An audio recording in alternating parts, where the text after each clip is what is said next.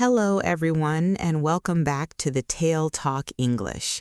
My name is Madison, and today I want to share a story that changed the way I see love, trust, and myself. It is a story about waiting for the right person, believing in my values, and learning that self-respect is more important than any relationship. What happened to me was painful, but it also made me stronger. If you have ever felt pressured to become someone you are not, I hope my story reminds you that staying true to yourself is never a mistake. I grew up in a quiet town in Alabama where life moved slowly and people knew each other's names. My parents were simple people who worked hard and believed in honesty, kindness, and faith. They were not rich, but they gave me everything I needed. More importantly, they taught me lessons that stayed with me throughout my life. One lesson stood out more than any other. My parents believed that intimacy should be shared with someone who truly loved and respected you. They told me that my body was mine, my choices were mine, and nobody had the right to pressure me into anything. As a teenager, I listened carefully. While many of my classmates were dating, I focused on school, reading books, and spending time with my family. As I got older, people started asking questions. Some were curious, others were judgmental. "Why don't you have a boyfriend?" they would ask. "Are you waiting for a prince?" Sometimes they laughed when I told them I wanted to wait for marriage. Their words bothered me occasionally, but I never changed my mind. I believed there was nothing wrong with waiting for someone who truly valued me. Years passed. High school became college, college became adulthood. My friends started getting married and having children. Social media filled with engagement photos, wedding pictures, and family vacations. Sometimes I wondered if I was falling behind in life. Sometimes I worried that maybe everyone else was right. But deep down, I still believed in my decision. By the time I was 32 years old, I had never been intimate with anyone. I had gone on a few dates over the years, but none of those relationships lasted very long. Some men lost interest when they learned about my values. Others simply wanted different things. It was disappointing, but I would rather be alone than compromise something important to me. At the time, I worked at a local library in Birmingham. It was not a glamorous job, but I loved it. There was something comforting about being surrounded by books every day. The library was peaceful. People came there to learn, to dream, and to escape their worries for a while. One rainy Tuesday afternoon, a man walked through the front doors carrying a black umbrella. His name was Carson. He was tall, well-dressed, and had an easy smile that immediately made people feel comfortable around him. He approached my desk and asked for help finding a business book. I showed him where it was, and we started talking.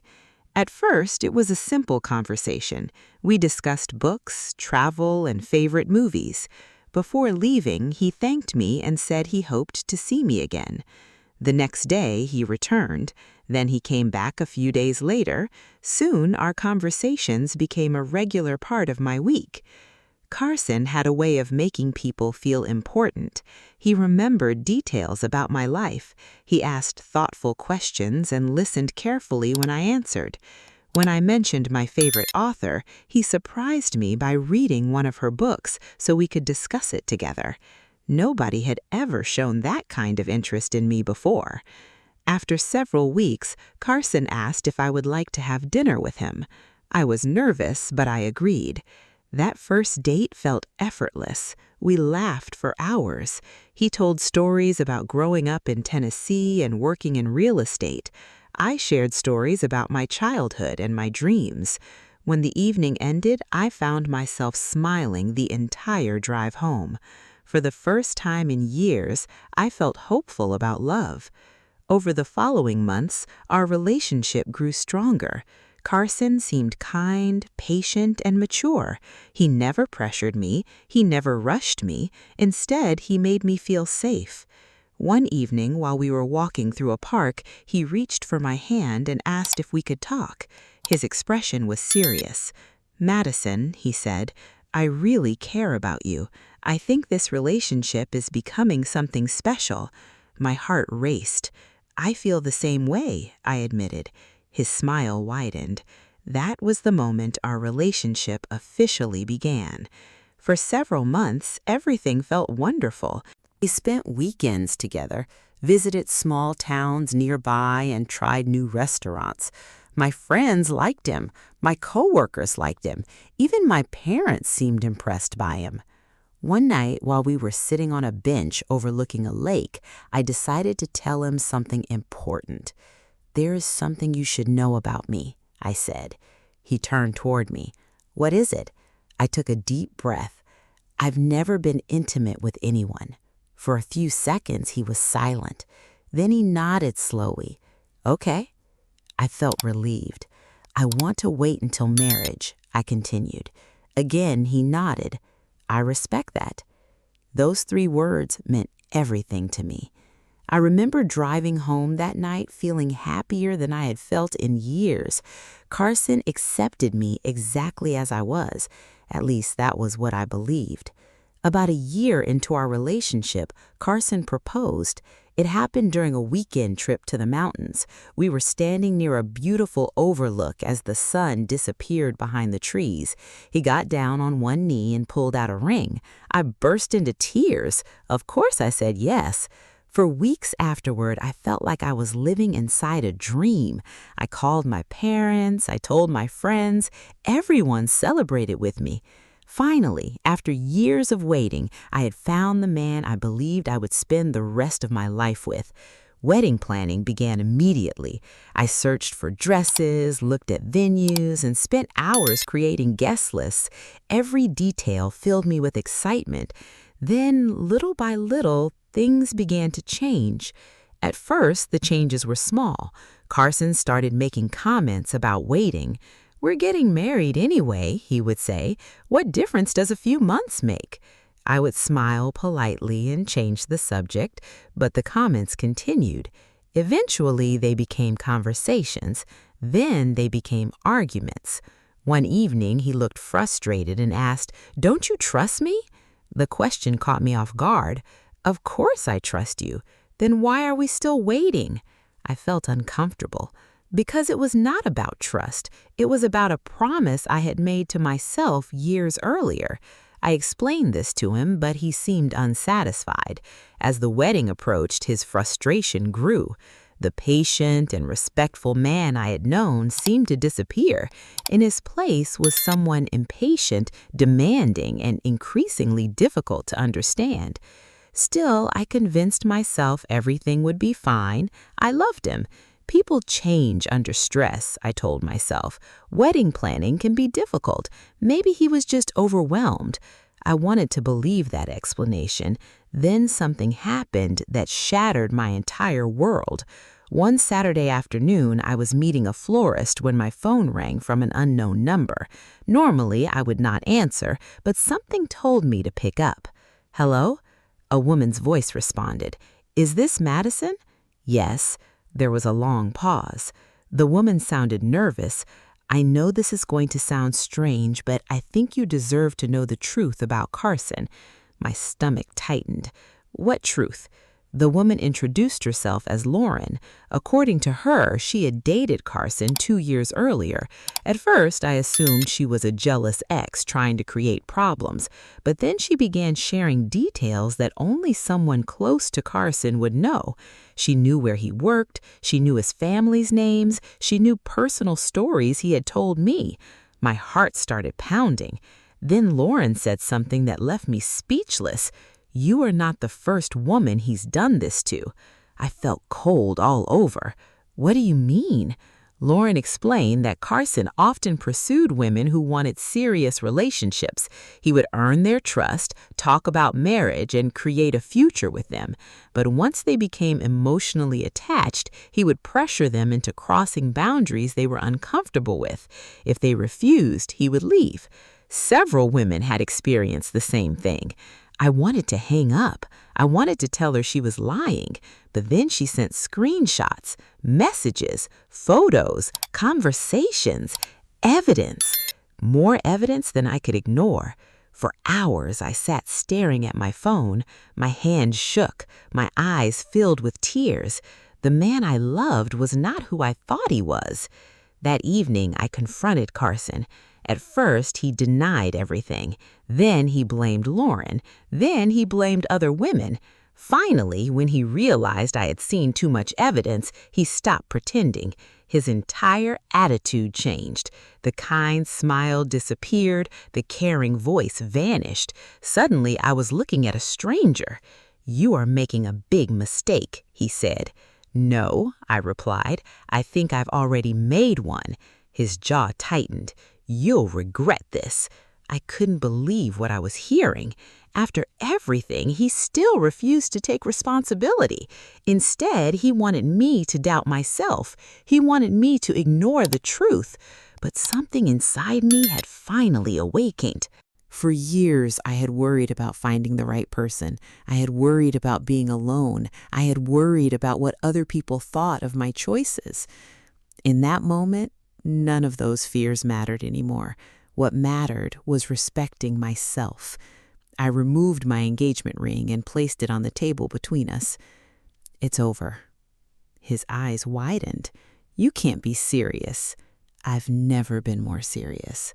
Then I stood up and walked away. Ending the relationship was one of the hardest things I had ever done. For weeks, I cried almost every day. I canceled wedding plans, I returned decorations, I explained the situation to family and friends.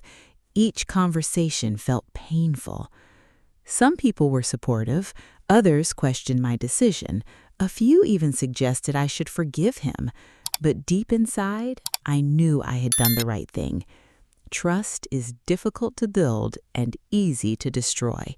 Once it was gone, there was no future left to save. Healing took time. Some days were better than others. I started spending more time with friends. I joined a book club. I took long walks after work. I focused on things that brought me peace. Slowly, my confidence returned. Then something unexpected happened. I began discovering parts of myself I had ignored for years. I enrolled in online business courses. I learned about entrepreneurship. I started volunteering at community events. For the first time, my life was not centered around finding love. It was centered around becoming the best version of myself. Months later, I received another surprise. A local business owner planned to retire and sell her small bookstore. The moment I heard about it, I became interested. Books had always been my passion. The idea felt impossible at first, but the more I thought about it, the more excited I became. I used my savings, applied for a loan, and spent months preparing. It was scary. It was risky, but eventually I became the owner of my own bookstore. The day we opened our doors remains one of the happiest days of my life. Customers filled the shop. Friends came to support me. My parents stood beside me, smiling proudly. That day, I realized something important.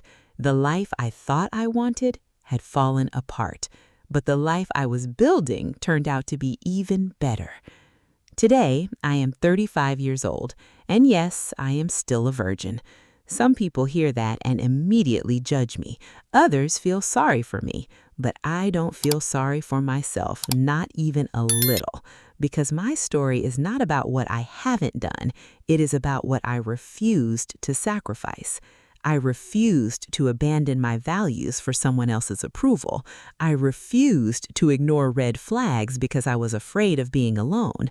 I refused to let another person's opinion determine my worth. Those choices made me stronger. Do I still believe in love? Absolutely. Do I still hope to meet someone special someday? Of course. But I no longer believe that happiness depends on finding a partner. Happiness comes from knowing who you are and respecting the person you see in the mirror. If the right man enters my life someday, wonderful. If not, I will still have a life filled with purpose, friendship, and joy. These days, I spend my mornings at the bookstore.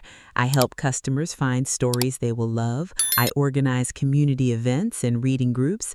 I sit by the front window with a cup of coffee and watch people pass by. It may not be the life I imagined years ago, but it is a beautiful life, and it belongs to me.